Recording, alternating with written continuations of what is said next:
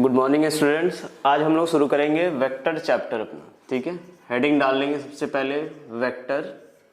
इस चैप्टर में हमें अलग अलग तरह की क्वांटिटीज के बारे में देखना है। सबसे पहले कि फिजिकल क्वांटिटी क्या होता है, ठीक है, कितने तरह की फिजिकल क्वांटिटी होती है, क्या क्या उनका सब डिवीजन होता है। ठीक है, तो आइए सबसे पहले हम लोग देखते हैं फिजिकल क्वांटिटी क्या होता है।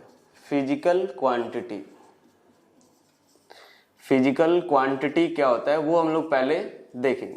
ठीक है, फिजिकल क्वांटिटी क्या होगा, पूरे यूनिवर्स में कोई भी चीज जिसको अगर हम लोग मेजर कर पाते हैं उन सबको हम लोग क्या बोलते हैं, फिजिकल क्वांटिटी। कोई भी चीज, जैसे मान लो लेंथ मेजर करते हैं, मास मेजर करते हैं, टाइम मेजर करते हैं, उन सबको हम लोग क्या बोलते हैं, फिजिकल क्वांटिटी। ठीक है, अब एक बात इसमें एक कंफ्यूजन ये आती है कि जैसे मान लो सर हम लोग मेजर करने के लिए चेयर भी मेजर कर सकते हैं, टेबल भी मेजर कर सकते हैं। ठीक है, या जैसे मान लो सपोज किसी ऑब्जेक्ट, जैसे सपोज कोई पर्सन, क्या बोलते हैं कि पर्सन का मास जो है वो 60 kg है, 70 kg है, तो क्या सर चेयर को मेजर कर रहे हैं, टेबल को मेजर कर रहे हैं, पर्सन को मेजर कर रहे हैं, तो क्या ये सारी भी फिजिकल क्वांटिटी हुई क्या? तो नहीं, ये चेयर, टेबल, पर्सन, ये सारे फिजिकल क्वांटिटी नहीं होते।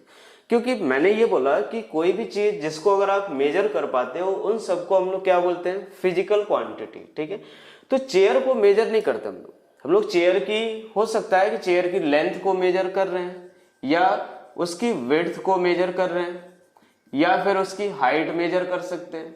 कभी भी चेयर को मेजर नहीं करते हम लोग। जैसे बोलते हैं कि इस चेयर की लेंथ इतनी है या विड्थ इतनी है, या फिर ये बोलते हैं कि हाइट इसकी 20 सेंटीमीटर है, 30 सेंटीमीटर है। कभी ये नहीं बोलते कि चेयर जो है वो 30 सेंटीमीटर का है। ठीक है, जब भी हम लोग बात करते हैं क्या बोलते हैं, चेयर की लेंथ इतनी है, विड्थ है या फिर हाइट है। वैसे ही टेबल के लिए भी उसकी लेंथ, विड्थ या फिर हाइट मेजर करते हैं। इसके अलावा बात करते हैं अगर पर्सन के बारे में भी, तो हो सकता है इसकी हाइट मेजर कर सकते हैं। ठीक है, या फिर उसका मास मेजर कर सकते हैं। तो ये पर्सन का मेजरमेंट अगर करने का मतलब ये हुआ कि हम उसकी हाइट या फिर उसका मास मेजर कर रहे हैं। ठीक है, तो ये जो हाइट या मास जो मेजर कर रहे हैं, तो ये हमारे लिए फिजिकल क्वांटिटी हुई, ना कि ये चेयर, टेबल या फिर पर्सन हुआ। ठीक है, तो ये फिजिकल क्वांटिटी क्या हुई कि anything which can be measured, anything which can be measured is called physical quantity, which can be measured is called physical quantity. ठीक है, एग्जाम्पल के तौर पे देखा हमने कि जैसे क्या आ रहा था, लेंथ, मास, टाइम, ये सब फिजिकल क्वांटिटी। ठीक है, कोई भी चीज जिसको हम लोग मेजर करते हैं उन सबको हमने क्या नाम दिया है, फिजिकल क्वांटिटी। ये चीज नॉर्मल कंफ्यूजन वाला चीजें रहती है, इसको ध्यान रखना। एग्जाम्पल में हम लोग क्या लिख सकते हैं, लेंथ, मास, टाइम, टेम्परेचर। ठीक है, तो ये सब क्या हुई, फिजिकल क्वांटिटी। अब ये देखते हैं कि फिजिकल क्वांटिटी कितने तरह की हो सकती है। ठीक है, उनका डिवीजन हम लोग करें तो जब भी अगर किसी भी चीज को डिवाइड करते हैं, ठीक है, तो उसका कुछ ना कुछ एक बेसिस रहता है कि किसी पर्टिकुलर बिहाफ पे हम इस चीज को डिवाइड करते हैं। जैसे मान लो सपोज अगर एक क्लास के स्टूडेंट्स को डिवाइड करना है, ठीक है, तो क्लास के स्टूडेंट्स को डिवाइड करने का भी एक अलग अलग बेसिस हो सकता है। हो सकता है कि हम लोग बॉयज और गर्ल्स में डिवाइड कर सकते हैं। तो उस समय हो सकता है, मान लो अगर किसी क्लास में 50 स्टूडेंट्स है तो 30 बॉयज 20 गर्ल्स हो गए। ठीक है, तो ये क्या हुआ, बॉयज और गर्ल्स के बिहाफ पे हमने डिवाइड किया। इसके अलावा एक और डिवीजन हो सकता है कि हो सकता है कि हम लोग कितने लोग स्पेक्टिकल्स यूज करते हैं, कितने लोग नहीं यूज करते हैं। ठीक है, हो सकता है कि 15 लोग उसमें से स्पेक्टिकल्स यूज करते हैं, 35 लोग उसमें से स्पेक्टिकल्स यूज नहीं करते हैं। तो जब भी किसी भी चीज को अगर हम लोग डिवाइड करते हैं तो उसका कुछ ना कुछ एक बेसिस होता है कि जिसके बिहाफ पे हम उस चीज को डिवाइड करते हैं। तो फिजिकल क्वांटिटी को भी हम लोग डिवाइड कर सकते हैं एक दो तरीके से, मतलब दो बेसिस पे हम लोग डिवाइड करेंगे फिजिकल क्वांटिटी को, फिजिकल क्वांटिटी। ठीक है, कौन कौन सी बेसिस पे हम लोग देखेंगे, तो एक हमारा रहेगा कौन सा, डायरेक्शनल प्रॉपर्टी के बिहाफ पे। पहला जो हमारा डिवीजन रहेगा वो रहेगा डायरेक्शनल प्रॉपर्टी के बिहाफ पे। ठीक है, कि किस क्वांटिटी के पास डायरेक्शन होगा, किस क्वांटिटी के पास डायरेक्शन नहीं होगा। नेक्स्ट अगर देखा जाए तो एक बिहाफ हमारा रहता है कि डिपेंडेंसी के बिहाफ पे। ठीक है, कि कौन सी क्वांटिटी जो है वो किस दूसरी क्वांटिटी पे डिपेंडेंसी के बिहाफ पे हम लोग करते हैं। ठीक है, बेस्ड ऑन डिपेंडेंसी। जो सेकेंड डिवीजन रहेगा उसका ये बेसिस क्या रहेगा कि कौन सी क्वांटिटी रहेंगी जो दूसरी अदर क्वांटिटी पे डिपेंड करती हैं और या फिर नहीं करती हैं। ये डायरेक्शनल प्रॉपर्टी के बिहाफ पे हम लोग जो डिवाइड करते हैं वो तीन तरह से डिवाइड करते हैं। फर्स्ट रहता है स्केलर क्वांटिटी, ठीक है, सेकेंड वेक्टर क्वांटिटी और थर्ड रहता है हमें टेंसर क्वांटिटी, ठीक है। इस चैप्टर में हम लोग पढ़ेंगे किसके बारे में हमें पढ़ना, वेक्टर क्वांटिटी के बारे में। ये तीनों डिवीजन भी हम लोग देखेंगे, स्केलर क्या होता है, वेक्टर क्वांटिटी क्या होती है और टेंसर क्वांटिटी क्या होती है। बाकी हमें इस पूरे चैप्टर में हम लोग किसके बारे में पढ़ना है, वेक्टर क्वांटिटी के बारे में ही पढ़ना है, ठीक है। दूसरा जो डिवीजन का जो बेसिस हमने बनाया वो क्या था, बेस्ड ऑन डिपेंडेंसी, कि कौन सी क्वांटिटी किसी क्वांटिटी को एक्सप्रेस करने के लिए और दूसरी कौन कौन सी क्वांटिटी की जरूरत होती है, ठीक है। तो इसके बिहाफ पे हम लोगों ने डिवाइड किया है कौन कौन सा। फर्स्ट जो डिवीजन रहेगा वो कौन सा, फंडामेंटल क्वांटिटी, ठीक है, फंडामेंटल क्वांटिटी, क्वांटिटी को हम लोग शॉर्ट फॉर्म में लिख रहे हैं QTY, ठीक है। सेकंड डिराइव्ड क्वांटिटी और थर्ड जो रहेगा वो रहेगा सप्लीमेंट्री क्वांटिटी, ठीक है। थर्ड रहेगा हमारा कौन सा, सप्लीमेंट्री क्वांटिटी। अब एक बात देखो, तीन तरह का ये डिवीजन, ये इस डिवीजन के बारे में हम लोग हमें पढ़ना है यूनिट एंड डायमेंशन चैप्टर में। पूरा ये जो यूनिट एंड डायमेंशन चैप्टर रहेगा वो इसी के बारे में पढ़ना रहेगा। मेनली हमें अभी किसके बारे में देखना है, डायरेक्शनल प्रॉपर्टी के बारे में, ठीक है। लेकिन पहले इसके बारे में थोड़ा सा देख लेते हैं हम लोग, ठीक है, क्योंकि इसके बारे में हमें ज्यादातर जो डिटेल में जो पढ़ना है वो यूनिट एंड डायमेंशन में पढ़ना है, ठीक है। तो थोड़ा बहुत जो देखना है जो एक तरीके से रिव्यू टाइप से, तो वो देख लेते हैं इसको पहले, फिर इसके बारे में डिटेल में जाएंगे, ठीक है। फंडामेंटल क्वांटिटी क्या होगी कि जैसे कुछ ऐसी क्वांटिटीज होती है जिनको एक्सप्रेस करने के लिए हमें दूसरी क्वांटिटीज की हेल्प लेने की जरूरत नहीं पड़ती है। जैसे मान लो किसी पर्सन का मास मेजर कर रहे हैं, ठीक है, तो मास के लिए हमें अगर सपोज किसी पर्सन को मास अगर बताना भी है तो सिर्फ हमें मास की जरूरत पड़ेगी कि 50 kg उसका मैग्नीट्यूड है, बस यही बताने की जरूरत पड़ेगी। तो चलिए ये दो बेसिस पे हमने क्या किया, फिजिकल क्वांटिटी को डिवाइड किया, एक डायरेक्शनल प्रॉपर्टी के बिहाफ पे और एक हमने किया डिपेंडेंसी के बिहाफ पे, ठीक है। दोनों में ये जो हमें डिपेंडेंसी देखनी है या ये जो डिवीजन देखना है वो हमें देखना है डिटेल में यूनिट एंड डायमेंशन चैप्टर में, ठीक है। तो यहाँ पे थोड़ा सा सबके बारे में थोड़ा एक बार जान लेते हैं कि क्या होता है फंडामेंटल क्वांटिटी, क्या होता है डिराइव्ड क्वांटिटी, क्या होता है और सप्लीमेंट्री क्वांटिटी क्या होता है, ठीक है। उसके बाद हम लोग ये डिटेल में जाएंगे जो हमने जो फर्स्ट डिवीजन जो किया है डायरेक्शनल प्रॉपर्टी के बिहाफ पे, स्केलर, वेक्टर और टेंसर क्वांटिटी के बारे में, ठीक है। पहले फंडामेंटल क्वांटिटी के बारे में अगर देखें तो फंडामेंटल क्वांटिटी क्या होता है कि इसको अगर एक्सप्रेस करना हो हमें तो किसी दूसरी क्वांटिटी की हेल्प लेने की जरूरत नहीं होती है। जैसे मान लो मास की बात करें, किसी पर्सन का मास अगर मेजर कर रहे हैं या किसी पर्सन के मास के बारे में अगर बताना है तो सिर्फ हमें इसी की जरूरत पड़ेगी, कोई दूसरी क्वांटिटी जैसे लेंथ, टाइम या किसी और क्वांटिटी की जरूरत हमें नहीं पड़ेगी, ठीक है। जैसे मान लो अगर हम लोग बात करते हैं वेलोसिटी की बात करते हैं, ठीक है, तो वेलोसिटी इक्वल्स टू क्या होता है, displacement upon time interval. Velocity equals to क्या होता है, डिस्प्लेसमेंट अपॉन टाइम इंटरवल, ठीक है।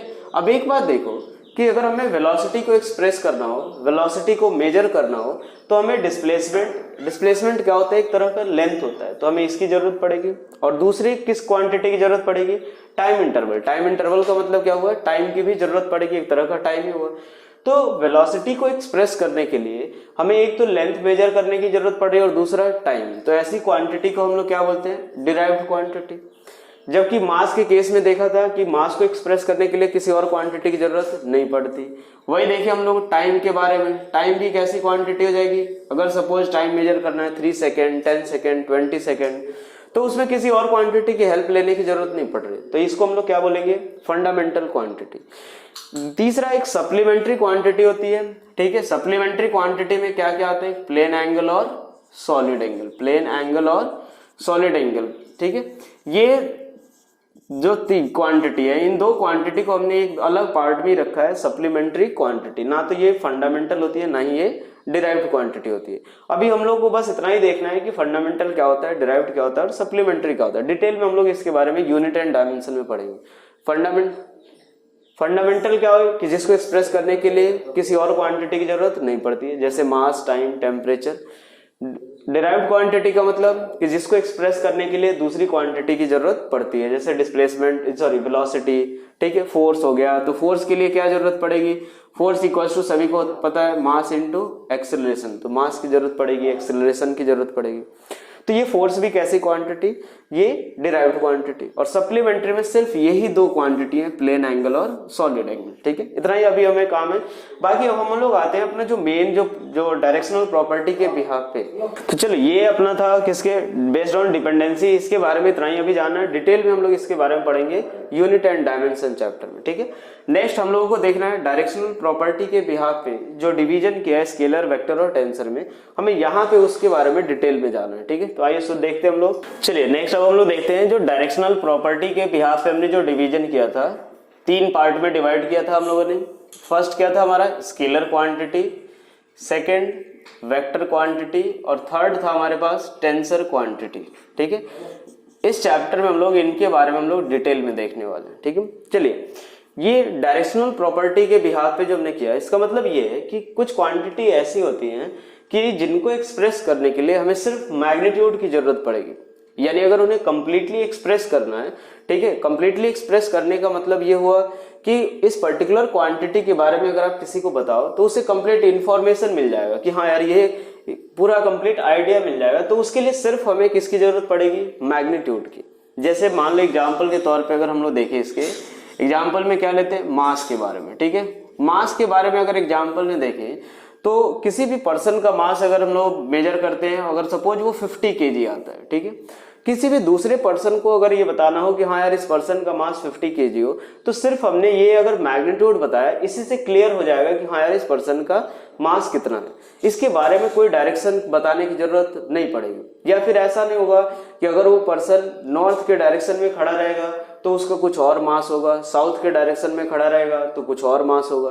कुछ इस तरीके की चीजें मास के साथ नहीं होती है। एक और एग्जांपल देखते हैं टाइम के बारे में, ठीक है। टाइम अगर मेजर करते हैं हम लोग, सपोज 10 सेकेंड, 20 सेकेंड, कुछ ऐसा अगर मेजरमेंट करते हैं, तो इसमें हमें ये बताने की जरूरत नहीं पड़ती है कि नॉर्थ डायरेक्शन में 10 सेकेंड या साउथ डायरेक्शन में 10 सेकेंड।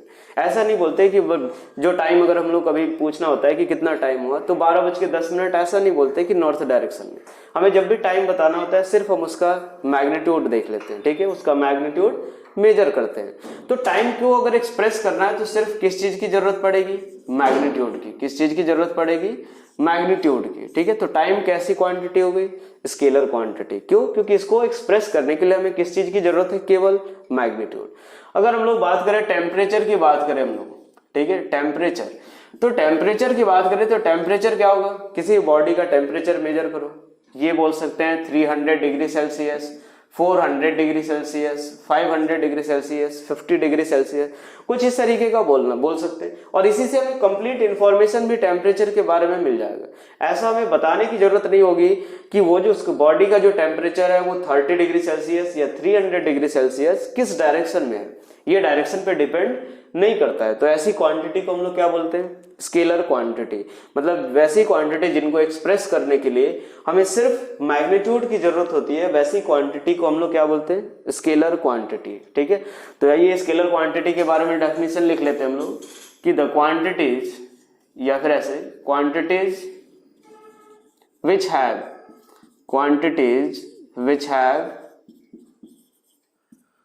ओनली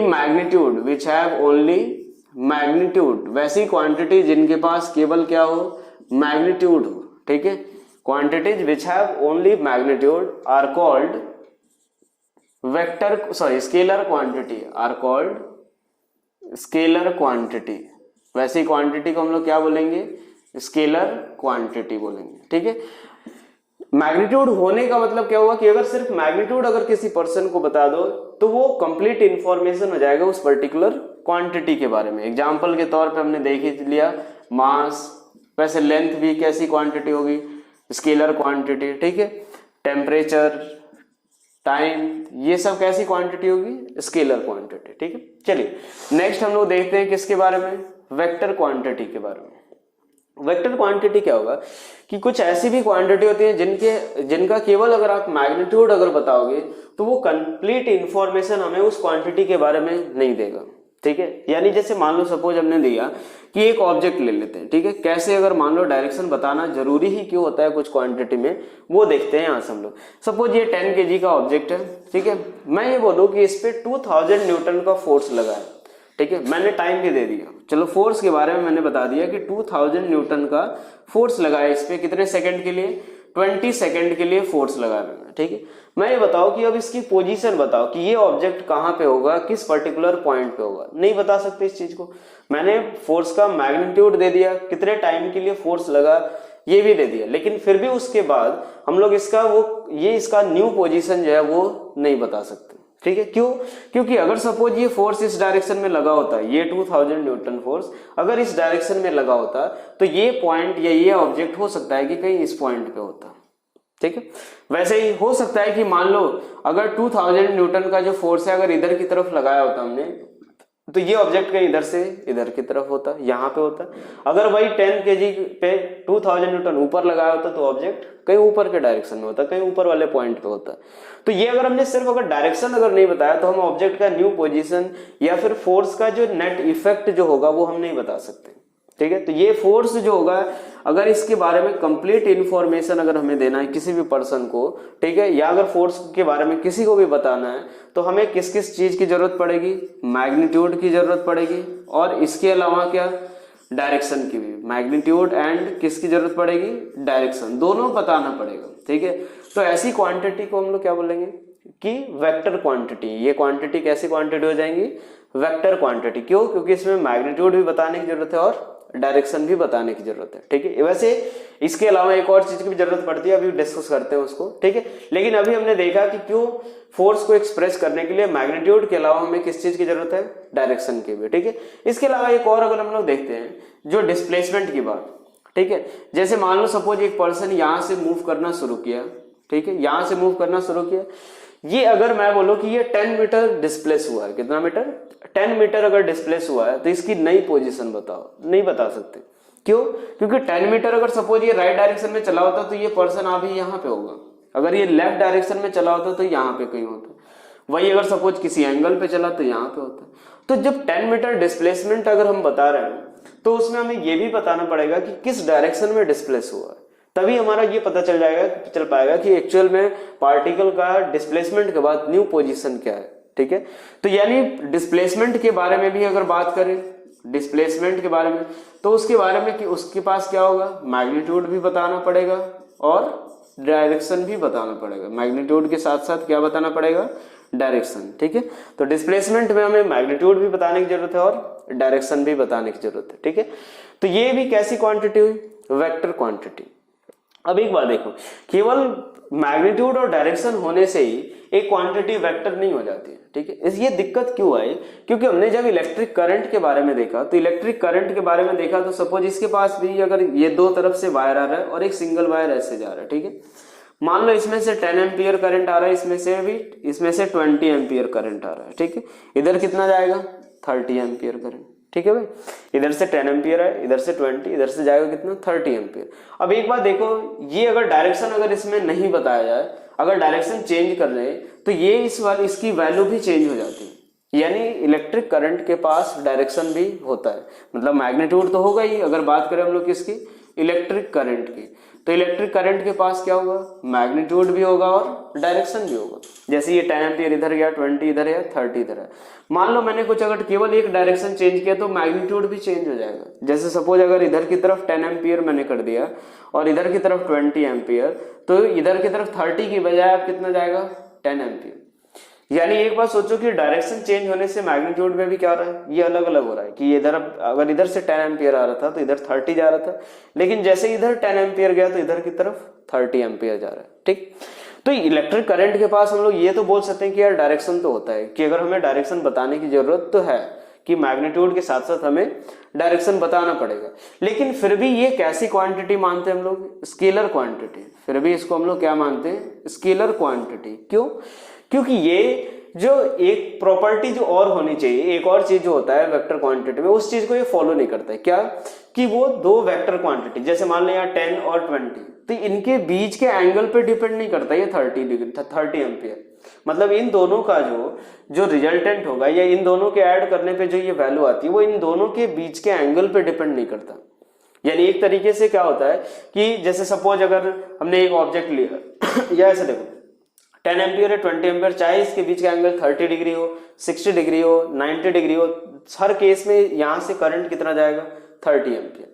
इस केस में भी देखिए इनके बीच का एंगल 30, 20, 50, 60 जो भी हो उसमें इसके मैग्नीट्यूड पे डिपेंड नहीं करता है, उससे इसका मैग्नीट्यूड जो है वो डिपेंड नहीं करता है। तो ऐसी क्वांटिटी, इसीलिए हम लोग क्या बोलते हैं इसको स्केलर क्वांटिटी। यानी वेक्टर होने के लिए एक और क्राइटेरिया हमने रखा क्या, एक और क्राइटेरिया क्या होता है कि वो दोनों वेक्टर जो होते हैं उनके बीच में के एंगल पे भी डिपेंडेंसी होनी चाहिए।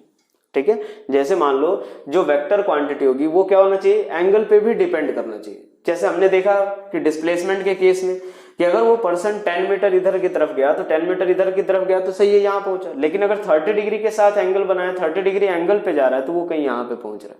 ठीक है, वही अगर ऑब्जेक्ट के बारे में देखें कि ऑब्जेक्ट पे जो 2000 न्यूटन फोर्स लगा रहे थे, तो अगर यहाँ से 30 डिग्री के एंगल पे फोर्स लगाया जाए, 30 डिग्री के एंगल पे फोर्स लगाया जाए, तो ये जो फोर्स था इसका जो इफेक्ट होगा वो कुछ अलग होगा इन कंपैरिजन टू ये 2000 न्यूटन अगर इधर की तरफ लगेगा। ऑब्वियसली जैसे अगर इस डायरेक्शन में 2000 न्यूटन फोर्स लगाओगे तो ये ज्यादा दूर डिस्प्लेस होगा, 30 डिग्री के एंगल पे लगाओगे तो कम डिस्प्लेस होगा। ठीक है, यानी हमने देखा कि ये जो फोर्स वेक्टर था, डिस्प्लेसमेंट वेक्टर था, वो एंगल पे भी डिपेंड कर रहे थे। वो किस चीज पे डिपेंड कर रहे थे, एंगल पे भी डिपेंड कर रहे थे। ठीक है, तो इस जबकि यहाँ पे इलेक्ट्रिक करंट जो था वो एंगल पे डिपेंड नहीं कर रहा था।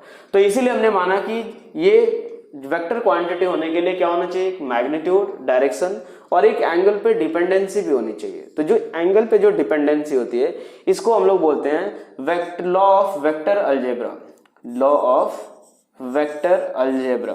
ठीक है, ये लॉ ऑफ वेक्टर अलजेब्रा क्या हुआ कि जैसे मान लो अभी तक हम लोग बचपन से जो पढ़ते आ रहे हैं स्केलर क्वांटिटी के बारे में, जैसे सपोज 2 + 3 हमने ऐड किया 5 होता है, -1 + 4 = 3 होता है। तो ये हमारा क्या है, ये स्केलर क्वांटिटी को ऐड करने का अलजेब्रा है। ठीक है, ये स्केलर क्वांटिटी को हम लोग ऐसे ऐड करते हैं। लेकिन अब हम लोग एक नई ये क्वांटिटी मिली वेक्टर क्वांटिटी, तो वो इस लॉ को फॉलो नहीं करता है, इस लॉ को फॉलो नहीं करता है। ठीक है, तो इसीलिए हम लोग क्या करते हैं कि एक इसके लिए इसका एक खुद का अलजेब्रा होता है, इसको ऐड करने का एक खुद का एक तरीका होता है, इसी को हम लोग बोलते हैं वेक्टर अलजेब्रा। इसको जैसे जैसे हम लोग चैप्टर आगे बढ़ेगा वैसे वैसे हम लोग वेक्टर को कैसे ऐड करेंगे, यानी वेक्टर का जो अलजेब्रा होगा उसको भी हम लोग सीखेंगे। तो यही हमने बोला कि एक क्वांटिटी को वेक्टर होने के लिए मैग्नीट्यूड होना चाहिए, डायरेक्शन होना चाहिए, उसके साथ साथ लॉ ऑफ वेक्टर अलजेब्रा भी फॉलो होना चाहिए। क्या होना चाहिए, लॉ ऑफ वेक्टर अलजेब्रा भी फॉलो होना चाहिए। ठीक है, तो इसीलिए हम लोग बोलते हैं कि कोई भी क्वांटिटी, ठीक है, वेक्टर क्वांटिटी तब कहलाएगी जब क्या हो, उसके पास मैग्नीट्यूड हो, ठीक है, उसके साथ साथ डायरेक्शन हो और उसके अलावा वो लॉ ऑफ वेक्टर अलजेब्रा को फॉलो करना चाहिए, लॉ ऑफ वेक्टर अलजेब्रा। ठीक है, स्केलर क्वांटिटी का अलजेब्रा अलग होगा, वेक्टर क्वांटिटी के लिए अलजेब्रा अलग होगा। तो हमारा जो थर्ड कंडीशन होना चाहिए वो क्या होना चाहिए, लॉ ऑफ वेक्टर अलजेब्रा भी फॉलो करना चाहिए। ठीक है, चलिए इसका डेफिनेशन लिख लेते हैं हम लोग एक बार। ये जो हमने देखा था कि इलेक्ट्रिक करंट के बारे में हम लोग देख लेते हैं कि इलेक्ट्रिक करंट क्यों वेक्टर क्वांटिटी नहीं है। ठीक है, ये कुछ लोगों का डाउट था, वो देख लेते हैं। जैसे देखो, तो हमने ये चीज पहले स्टार्टिंग में देखा, स्केलर क्वांटिटी क्या होती थी, जिसके पास केवल मैग्नीट्यूड हो। ठीक है, लेकिन वेक्टर क्वांटिटी में हमने देखा था कि मैग्नीट्यूड के साथ साथ किसकी जरूरत पड़ती है, डायरेक्शन की भी जरूरत पड़ती है। यानी आप मैग्नीट्यूड बताओगे साथ साथ डायरेक्शन भी बताओगे। ठीक है, जैसे फोर्स के केस में हमने देखा था कि इस डायरेक्शन में 1000 न्यूटन फोर्स लगाओगे तो अलग इफेक्ट होगा, इस डायरेक्शन में 1000 न्यूटन लगाओगे तो फोर्स अलग हो, एक का इफेक्ट अलग होगा। यानी हमें फोर्स के बारे में अगर बताना है तो उसमें मैग्नीट्यूड के साथ साथ क्या बताने की जरूरत है, डायरेक्शन भी बताने की जरूरत है। लेकिन दिक्कत ये हुई कि इलेक्ट्रिक करंट जो था उसके बारे में अगर देखना हो, ठीक है, इलेक्ट्रिक करंट में अगर देखें तो इसके पास अगर 10 एम्पियर इधर की तरफ से आ रहा हो, 20 एम्पियर इधर से आ रहा हो, ठीक है, तो इधर करंट कितना जाएगा, 30 एम्पियर। कितना एम्पियर करंट जाएगा, 30 एम्पियर। लेकिन ये अगर देखा जाए तो अगर 10 एम्पियर इधर की तरफ हो और 20 एम्पियर इधर की तरफ हो, ठीक है, यानी इधर की तरफ कितना जाएगा, 10 एम्पियर। अब यहाँ इस एग्जाम्पल से हम लोग बोल सकते हैं कि जो इलेक्ट्रिक करंट में जो होगा वो डायरेक्शन तो होगा, क्योंकि अगर इधर डायरेक्शन, इसकी बजाय अगर इधर डायरेक्शन ले रहे हैं तो इधर का मैग्नीट्यूड क्या हो रहा है, चेंज हो रहा है। यानी इलेक्ट्रिक करंट के डायरेक्शन चेंज होने पे इफेक्ट तो पड़ता है। तो इलेक्ट्रिक करंट के पास मैग्नीट्यूड के साथ साथ डायरेक्शन भी होता है, लेकिन फिर भी ये स्केलर क्वांटिटी होता है। फिर भी कैसी क्वांटिटी होती है? ये स्केलर क्वांटिटी होती है। क्यों स्केलर क्वांटिटी होती है वो देखते हैं एक बार। जैसे मान लो अगर हम लोगों को देखना हो कि फोर्स के बारे में, ठीक है, हमने दो क्वांटिटी जो फोर्स और डिस्प्लेसमेंट है, ठीक है, फोर्स और डिस्प्लेसमेंट ये दोनों को हमने क्या बोला था? वेक्टर क्वांटिटी, ठीक है। अब फोर्स इस डायरेक्शन में एक बार 1000 न्यूटन लगाओ और एक बार 30 डिग्री के एंगल पे 1000 न्यूटन फोर्स लगाओ, ठीक है, 30 डिग्री के एंगल पे 1000 न्यूटन का फोर्स लगाओ, दोनों का इफेक्ट अलग अलग होगा। यानी जैसे मान लो ऑब्जेक्ट को हम लोग ऐसे एक बार 1000 न्यूटन फोर्स लगा के ऐसे खींचे, ठीक है, और एक बार किसी एंगल पे अगर खींच रहे हैं, ठीक है, तो अगर सपोज इस वाले में पार्टिकल जो है वो 2000 मीटर अगर डिस्प्लेस हुआ है तो इस वाले केस में वो 2000 मीटर से कम डिस्प्लेस होगा। तो यानी इस वाले ये जो फोर्स है वो एंगल पे भी डिपेंड करता है। किस चीज पे डिपेंड करता है? एंगल पे, कितने एंगल पे लग रहा है। तो ये चीज इसमें नहीं देखी हमने तो तैयार थे कि हाँ यार चलो इलेक्ट्रिक करंट को भी वेक्टर बोल देंगे क्योंकि मैग्नीट्यूड भी और डायरेक्शन भी, लेकिन हमने ये देखा कि इनके बीच का एंगल 30 डिग्री हो, इनके बीच का एंगल 60 डिग्री हो, ये वायर कुछ इस तरह रखा रहे या फिर वायर कुछ ऐसे रखा रहे, किसी भी डायरेक्शन में रखा रहे वायर को, ये इसमें जो करंट जो फ्लो होगा उसमें चेंज नहीं आता है। मतलब हमने ये एक चीज देखी कि अगर वेक्टर होने की ये जो क्राइटेरिया है कि एंगल पे जो डिपेंडेंसी है वो यहाँ पे फॉलो नहीं हो पा रही है, तो फॉलो नहीं हो रही, तो ये इसीलिए हम लोगों ने क्या बोला, इलेक्ट्रिक करंट कैसी क्वांटिटी होगी? स्केलर क्वांटिटी होगी, ठीक है। चलो इसके अलावा अगर कोई भी डाउट है तो आप एक बार चैट बॉक्स में लिख दो, मैं फिर से एक्सप्लेन कर दूंगा। चलो मैं देख लेता हूँ एंगल पे डिपेंडेंट जो डिस्प्लेसमेंट होगा वो एंगल पे कैसे डिपेंड करेगा, वो एक बच्चे का डाउट है, वो भी देख लेते हैं हम लोग एक बार, ठीक है। चलिए एक बार देख लेते हैं डिस्प्लेसमेंट कैसे एंगल पे डिपेंड करेगा। जैसे मान लो सपोज ये एक ऑब्जेक्ट है, ठीक है, अगर मैं इस डायरेक्ट 10 मीटर इसको डिस्प्लेस करते हैं अपन कि हाँ यार ये जो ऑब्जेक्ट है वो 10 मीटर डिस्प्लेस हुआ है, तो 10 मीटर अगर डिस्प्लेस हुआ है तो अगर इस डायरेक्शन में डिस्प्लेस हुआ होगा तो वो 10 मीटर में डिस्प्लेस होने के बाद इस पॉइंट पे पहुंचेगा, मान लो ए से शुरू हुआ बी पे पहुंचेगा। लेकिन अगर वो 10 मीटर 90 डिग्री के एंगल पर डिस्प्लेस होता तो क्या वो बी पे पहुंचता? क्या नहीं, बी पे वो नहीं पहुंचता, वो कहीं दूसरे पॉइंट सी पे पहुंचता, ठीक है।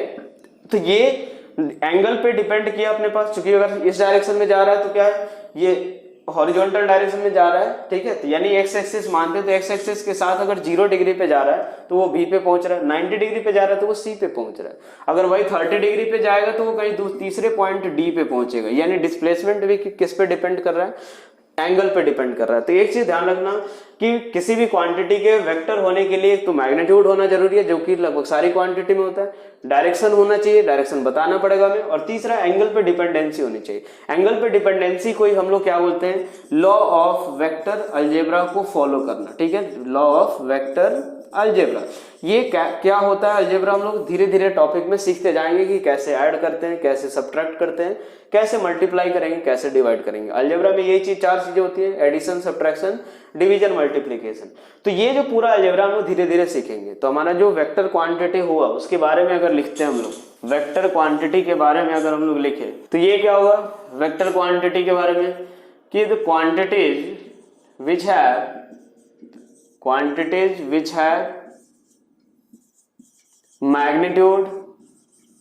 have magnitude, एक तो मैग्नीट्यूड होना चाहिए, दूसरा direction, and follows vector law of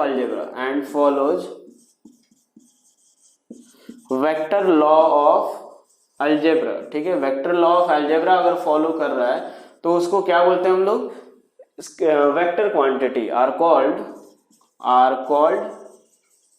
vector quantity, ठीक है। ऐसी उसको हम लोग क्या बोलेंगे? वेक्टर क्वांटिटी, ठीक है। एग्जांपल के तौर पे हम लोग क्या लिख सकते हैं? जैसा हमने देखा फोर्स, ठीक है, डिस्प्लेसमेंट।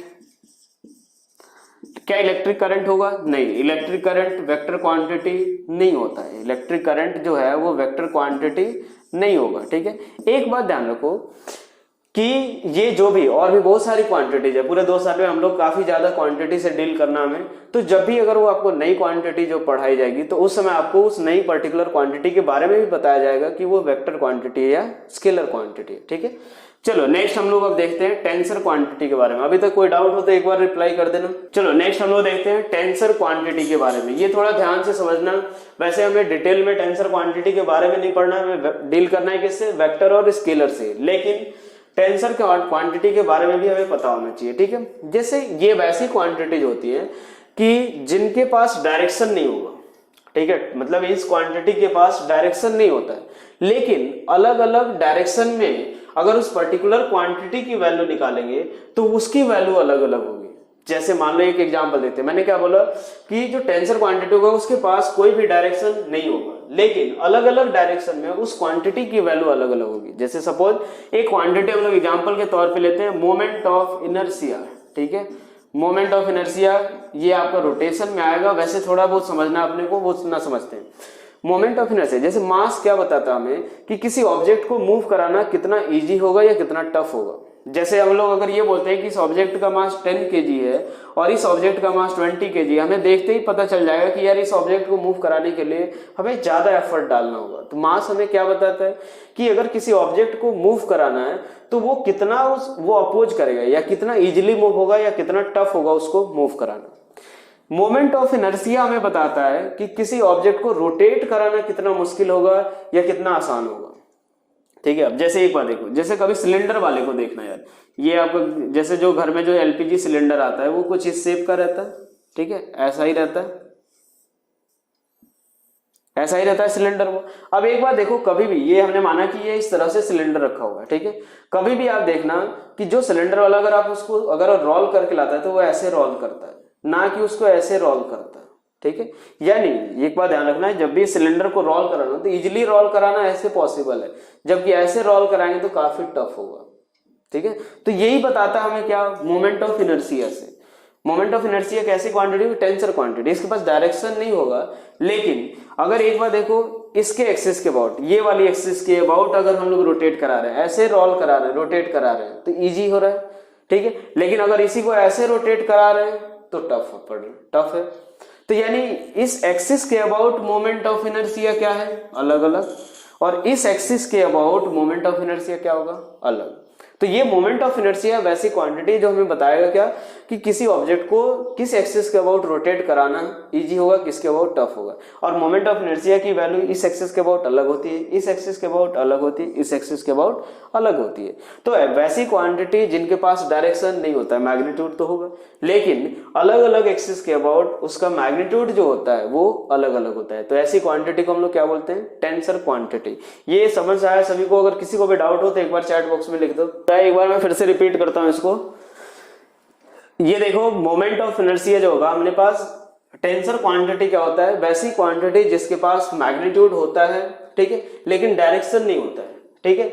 अब एक बार देखो, मैग्नीट्यूड होता है लेकिन डायरेक्शन नहीं होता है, लेकिन एक और चीज देखो, अलग अलग डायरेक्शन या अलग अलग एक्सिस के अबाउट उस क्वांटिटी की जो वैल्यू होती है वो अलग अलग होती है। जैसे मान लो हम लोग एग्जाम्पल के तौर पर लेते हैं मोमेंट ऑफ इनर्शिया, ठीक है। ये मोमेंट ऑफ इनर्शिया में क्या होता है, ये जैसे मास होता है, मास के बारे में बात करें तो 10 kg मास, 20 kg मास, ये हमें बताता है कि किस ऑब्जेक्ट को मूव कराना कितना इजी होगा या कितना टफ होगा। अगर हमने देखा 10 kg 20 kg, मतलब इस 20 kg को मूव कराना थोड़ा टफ होगा। वैसे ही मोमेंट ऑफ इनर्शिया हमें बताता है कि किस ऑब्जेक्ट को किस एक्सिस के अबाउट रोटेट कराना इजी होता है, किस एक्सिस के अबाउट रोटेट कराना टफ होता है। जैसे सिलेंडर की बात करें तो सिलेंडर ऐसा ही होता है, तो कभी भी इसको रोल कराना होता है तो कुछ हम लोग ऐसे रोल कराते हैं, इजीली रोल होता है, लेकिन अगर उसको हम लोग रोल ऐसे कराए तो वो रोल कराना क्या होगा, टफ होगा, उसको रोटेट कराना ऐसे टफ होगा। तो ये हमें बताता है क्या कि इसके अबाउट मोमेंट ऑफ इनर्शिया ज्यादा होगा और इसके अबाउट मोमेंट ऑफ इनर्शिया क्या होगा, कम। इसीलिए इसके अबाउट रोटेट कराना टफ होता है और इसके अबाउट रोटेट कराना इजी होता है, ठीक है। तो चलो देखते हैं ये मोमेंट ऑफ इनर्शिया क्या हो गया, इसके पास मैग्नीट्यूड है, डायरेक्शन है, लेकिन इस एक्सिस के अबाउट अलग वैल्यू, इस एक्सिस के अबाउट अलग वैल्यू, इस एक्सिस के अबाउट अलग वैल्यू, ठीक है। तो ये ऐसी क्वांटिटी को हम लोग क्या बोलते हैं, टेंसर क्वांटिटी, ठीक है। ऐसी क्वांटिटी को क्या बोलते हैं हम लोग, टेंसर क्वांटिटी। तो क्या लिखेंगे, quantities which have magnitude but not direction, इसके पास मैग्नीट्यूड तो होता है लेकिन डायरेक्शन नहीं होता है, but it has different value, it has different value along different direction, along different direction. ठीक है, एग्जाम्पल के तौर पे हम लोग क्या ले लेते हैं, moment of inertia, moment of inertia. ठीक है, ऐसी क्वांटिटी को हम लोग क्या बोलेंगे, टेंसर क्वांटिटी। अब भी अगर किसी को डाउट है, कुछ नहीं समझ आया तो एक बार चैट में लिख दो। मोर एग्जाम्पल ऑफ टेंसर क्वांटिटी आपका स्ट्रेस होगा, स्ट्रेन होगा। आप अगर लिखना चाहो स्ट्रेस होता है, ठीक है, स्ट्रेन होगा, ये सब क्या होंगे, ये more example of tensor quantity. अच्छा, law moment of inertia, moment of inertia देखो क्या होता है, जैसे 20 kg हम लोग बात करते हैं मास से ही रिलेट करते हैं इसको। मास का मतलब क्या होता है, जैसे ये 10 kg लिया हमने, ये मान लो 100 kg। ठीक है, मैंने सिर्फ मास बताया। ये मास देखने के बाद ही आपको ये पता चल जाएगा कि किसको मूव कराना आसान है और किसको मूव कराना टफ है। ऑब्वियसली 10 kg है, इजिली मूव होगा। 100 kg है, इसको ये इजिली मूव नहीं होगा। यानी इसका मास क्या है, मास हमें किस चीज के बारे में बताता है कि किसी ऑब्जेक्ट को मूव कराना आसान है या टफ है। ठीक है, तो जैसे 100 kg इसका मास ज्यादा है तो इसको मूव कराना टफ है, इसको मूव कराना इजी है। ठीक है, वैसे ही मोमेंट ऑफ इनर्शिया में बताता है कि किस ऑब्जेक्ट को रोटेट कराना मुश्किल है और किस ऑब्जेक्ट को रोटेट कराना इजी है। ठीक है, किस एक्सिस के अबाउट, जैसे सिलेंडर की बात कर रहे थे तो इससे पास होने वाली एक्सिस, जैसे मान लो सपोज ये सिलेंडर रखा हुआ है, ठीक है, ये ऐसा सिलेंडर है, अगर हम इसको इसके अबाउट रोटेट कराए, ठीक है, ये इससे पास होने वाली एक्सिस के अबाउट ऐसे रोटेट कराए तो इजिली रोटेट होगा। लेकिन अगर उसको ऐसे रोटेट कराए तो वो इजिली रोटेट नहीं होगा। यानी ये क्या बोल रहा है कि इसके अबाउट मोमेंट ऑफ इनर्शिया कम होगा और इसके अबाउट मोमेंट ऑफ इनर्शिया या इसके अबाउट मोमेंट ऑफ इनर्शिया कम होगा। तो जो काम ये मोशन में, लीनियर मोशन, ट्रांसलेटरी मोशन में मास का है, वही काम रोटेशनल में कौन करता है, मोमेंट ऑफ इनर्शिया। ठीक है, और कोई डाउट अगर हो तो बता दो। सेकंड नंबर में 10 एम्पियर क्यों गया। एक बात देखो, एक बच्चे का डाउट ये आ रहा है कि इलेक्ट्रिक करंट अगर मान लो इधर से पहले में 10 एम्पियर है, इधर से 20 एम्पियर है, इधर से कितना जाएगा 30 एम्पियर। ऑब्वियसली 10-20 मिलकर के इधर 30 जाएगा। दूसरा एग्जांपल जो लिया था मैंने, एक में डायरेक्शन चेंज किया था, इधर से 10 एम्पियर जा रहा था, इधर से कितना 20। तो ऑब्वियसली एक बात सोचो, 20 इधर आ रहा है, 10 जा रहा है, तो बचा हुआ किधर जाएगा, इधर की तरफ 10 एम्पियर। ठीक है, इसीलिए इसमें क्या होगा, इस वाले में 30 की बजाय 10 एम्पियर जा रहा है। और कोई डाउट हो तो बता दो। सेकंड केस किस चीज का आपको नहीं समझ आया, करंट। सेकंड केस एक बार और, ये देखो 20 एम्पियर, मैंने बोला कि 10 एम्पियर अगर इधर से आ रहा है, 20 इधर से आ रहा है, तो कितना जाएगा इधर 30 एम्पियर। अगर मान लो 10 एम्पियर इधर, 20 एम्पियर इधर से आएगा, तो इधर अगर 10 एम्पियर जा रहा है, ठीक है, तो इधर कितना जाएगा 10 एम्पियर। मैं बोल रहा हूँ कि इसमें अगर 10 एम्पियर, हमने इसका डायरेक्शन चेंज करके देखा कि क्या इस वाले में करंट का कुछ मैग्नीट्यूड में चेंज आ रहा है या नहीं। क्योंकि इधर 20 आ रहा है, इधर की तरफ 10 अगर आ रहा है तो 30 मिल करके 30 जाएगा। इधर 20, इधर अगर 10 जा रहा है तो बचा हुआ क्या होगा, इधर की तरफ ही जाएगा। तो इधर कितना जाएगा 10, तो इधर तो 10 जा रहा है, लेकिन ये जो डायरेक्शन चेंज करने से इसमें मैग्नीट्यूड चेंज हो रहा है। हमने सिर्फ ये देखा कि इसका डायरेक्शन चेंज होने से इसमें कुछ फर्क पड़ रहा है या नहीं। ठीक है, चलो नेक्स्ट हम लोग अब देखने जा रहे हैं, हमें जो इस चैप्टर में पढ़ना है वो वेक्टर क्वांटिटी के बारे में देखना है डिटेल में। तो हम लोग देखते हैं कि वेक्टर क्वांटिटी को रिप्रेजेंट कैसे करेंगे। चलो, वेक्टर क्वांटिटी को रिप्रेजेंट हम लोग 3 तरह से यूज करते हैं रिप्रेजेंट करने के लिए। एक होगा सिंबल के फॉर्म में, दूसरा एक होगा ज्योमेट्रिकल रिप्रेजेंटेशन और तीसरा होगा ग्राफिकल रिप्रेजेंटेशन। तो फर्स्ट हम लोग देखते हैं सिंबॉलिक रिप्रेजेंटेशन में कैसे हम लोग करेंगे। Symbolic representation of vector, symbolic representation. ठीक है, सिंबॉलिक रिप्रेजेंटेशन में क्या होगा, जो भी वेक्टर क्वांटिटी होगी, जैसे मान लो हमने फोर्स लिया, डिस्प्लेसमेंट लिया, या फिर जैसे एक और दिया था हमने एक्सेलरेशन। तो ये जब भी अगर किसी भी वेक्टर क्वांटिटी को एक्सप्रेस करना होगा तो हम लोग एक अल्फाबेट के लेटर से यूज करते हैं। ठीक है, अब अल्फाबेट के लेटर से इनिशियली जो था हमने देखा था कि जैसे स्केलर क्वांटिटी यूज करते थे, स्केलर क्वांटिटी को A, B, C इनसे एक्सप्रेस करते थे।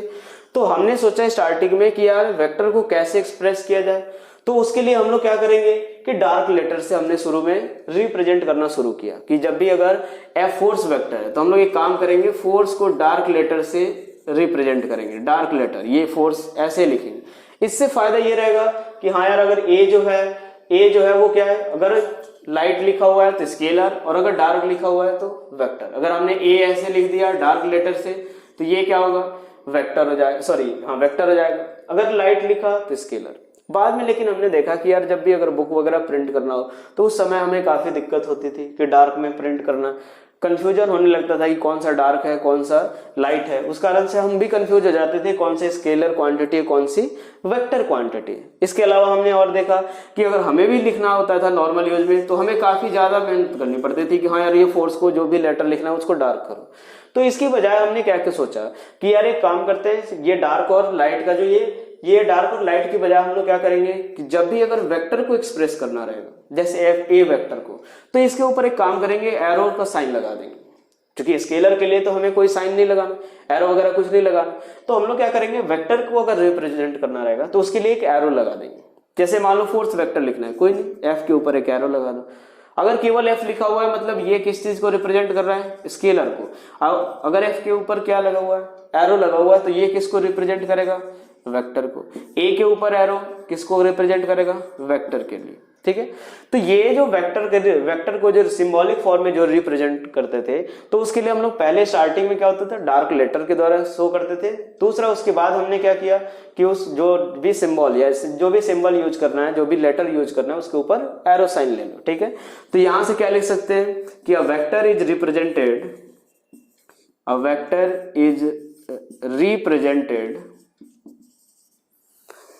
By a letter, by a dark letter लिख लेते हैं, बाई अ डार्क लेटर, एक तो तरीका ये रहा, ठीक है। और an alphabet with an arrow above it, ठीक है ना। जो भी अगर मान लो वेक्टर को लिखना है कोई भी एक अल्फाबेट यूज करो। जैसे मान लो हो सकता है कि वो ये स्मॉल अल्फाबेट हो या फिर ये कैपिटल हो सकता है, ठीक है, स्मॉल या कैपिटल दोनों हो सकता है कि एक वेक्टर ए ऐसे भी लिख सकते हैं और ऐसे भी, दोनों किसको रिप्रेजेंट करेंगे, वेक्टर को, ठीक है। तो या तो अल्फाबेट के ऊपर एरो लगा दो या फिर डार्क। तो ज्यादा कन्वीनियंट कौन सा होता है कि इस लेटर के ऊपर हम लोग क्या करते हैं, एरो का साइन लगाते हैं, ठीक है। अगर किसी को इसमें अगर कोई रिप्रेजेंटेशन में अगर कोई डाउट हो तो एक बार चैट में लिख दो, मैं एक बार फिर से एक्सप्लेन कर दूं। डार्क लाइट बता दो, डार्क लाइट, चलो ठीक है, एक बार डार्क लाइट देख लेते हैं, डार्क और लाइट में क्या रहेगा। और कोई डाउट? चलिए, डार्क और लाइट का मतलब क्या रहेगा, जैसे मान लो ये हमने क्या किया स्टार्टिंग में, तो जैसे जो भी स्केलर क्वांटिटी होती थी वो simple A B C D X Y Z ऐसे लिखते थे। बाद में जब वेक्टर क्वांटिटी के बारे में हमें पता चला तो हमने ये सोचा कि इसको डार्क लेटर से लिखते हैं, मतलब ये काफी थिक लेटर बोल सकते हो कि ये इस तरह से हम लोग रिप्रेजेंट करेंगे एफ से वेक्टर क्वांटिटी को। ये थोड़ा सा अलग तो कुछ हमें करना ही था कि स्केलर क्वांटिटी मान लो नॉर्मली यूज कर, नॉर्मल फॉर्म में लिखते हैं कि ए बी सी से, तो जो वेक्टर क्वांटिटी को लिखना था तो कुछ एक अलग रिप्रेजेंटेशन हमारा होना चाहिए था जिससे हमें पता चल सके कि अगर ए लिखा हुआ है तो वो स्केलर को रिप्रेजेंट कर रहा है या वेक्टर को। तो हमने पहले यही सोचा कि चलो यार इसको डार्क लेटर से कर देंगे। डार्क लेटर का मतलब ये हुआ थिक लेटर से, उसको बार बार जो थिक लेटर जो रखा हुआ थिक लेटर से हम लोग रिप्रेजेंट करेंगे। वही अगर लाइट से अगर रिप्रेजेंट करेंगे तो वो क्या होगा, स्केलर क्वांटिटी। डार्क से करेंगे तो क्या होगा, वेक्टर क्वांटिटी। डार्क का मतलब ये थोड़ा थिक लेटर बोल सकते हो, ठीक है। तो ये इस तरीके का सिंबॉलिक फॉर्म। और भी कोई डाउट है किसी को? चलो नेक्स्ट हम लोग देखते हैं, नेक्स्ट हम लोग देखने जा रहे हैं इसके बाद ज्योमेट्रिकल रिप्रेजेंटेशन, ठीक है। ये थोड़ा इंपॉर्टेंट है क्योंकि आगे जब भी हम लोग यूज करेंगे वो ज्योमेट्रिकल रिप्रेजेंटेशन ही करेंगे, ठीक है। ज्योमेट्रिकल रिप्रेजेंटेशन क्या रहेगा, सेकंड हमारा geometrical representation. Geometrical representation, geometrical representation में क्या करेंगे कि अब एरो को जब भी अगर वेक्टर क्वांटिटी को एक्सप्रेस करना रहेगा तो हम लोग एक एरो के द्वारा रिप्रेजेंट करेंगे। अभी तक हम लोग एक सिंबॉलिक फॉर्म में एक ए बी सी डी कुछ भी लिख देते थे, उसके ऊपर एरो लगाते थे। लेकिन अब हमें ज्योमेट्रिकल फॉर्म में अगर रिप्रेजेंट करना है, ठीक है, तो उसके लिए हम लोग क्या करेंगे कि एक एरो के द्वारा शो करेंगे। एक हमने लाइन ड्रॉ कर दिया, ठीक है। इसमें कौन सी चीज क्या रिप्रेजेंट करेगी वो भी देखते हैं। ये हमारा एक एरो बना दिया, ठीक है। मान लो कोई भी एक वेक्टर ए है, लिख दिया हमने वेक्टर ए। लिखने का अभी तरीका मैंने क्या बताया कि अल्फाबेट के ऊपर हम लोग क्या लिखेंगे, एक एरो का साइन बनाएंगे, ठीक है। एक बार देखो, ये जो पॉइंट होता है, जो टेल होता है एरो का, इसको क्या बोलते हैं, टेल। और ये जो पार्ट होता है उसको हम लोग क्या बोलते हैं, हेड, जहां पे हमारा ये एरो का साइन लगा होता है, ठीक है, ठीक है। सारी चीजें कुछ ना कुछ रिप्रेजेंट करती है। पहले क्या क्या होता है देख लेते हैं। ये जो लाइन होता है, इसको हम लोग बोलते हैं लाइन ऑफ एक्शन। इसको क्या बोलते हैं? Line of action. ये चीज ध्यान रखना, लाइन ऑफ एक्शन। जिस लाइन के अलोंग वेक्टर हम लोग बनाते हैं वो हमारा क्या होता है? Line of action. मतलब जैसे मान लो सपोज अगर हमने इस ऑब्जेक्ट के ऊपर ऐसा अगर एक फोर्स बनाया तो मतलब ये हमें क्या बताएगा कि ये जो ऑब्जेक्ट की बात कर रहे हैं हम लोग उसके ऊपर फोर्स इस लाइन के अलोंग लग रहा है, लाइन ऑफ एक्शन। ये चीज ध्यान रखना, लाइन ऑफ एक्शन, क्योंकि ये जब हमारा सेंटर ऑफ मास पढ़ेंगे वहां पे काम आता है, ठीक है, कॉलिजन वाले टॉपिक में। तो ये एरो हमारा क्या होता है? इसकी जो लाइन जिसके अलोंग ये एरो बनाते हैं वो हमारा क्या होता है? लाइन ऑफ एक्शन, कि किसके अलोंग लग रहा है, ठीक है। नेक्स्ट हमारा एक पॉइंट क्या हुआ? टेल। ये किस चीज को रिप्रेजेंट करता है? Point of application of vector. ये किसको शो करेगा? Point of application. ये हमारा किसको शो करेगा? Point of application. हमें ये बताएगा जैसे मान लो कि ये हमने फोर्स यहां पे लगाया, अगर फोर्स यहां से लेके यहां तक ये फोर्स वेक्टर बनाया है, मतलब किसी ऑब्जेक्ट पे वो जो फोर्स लग रहा है वो इस पर्टिकुलर पॉइंट पे लग रहा है।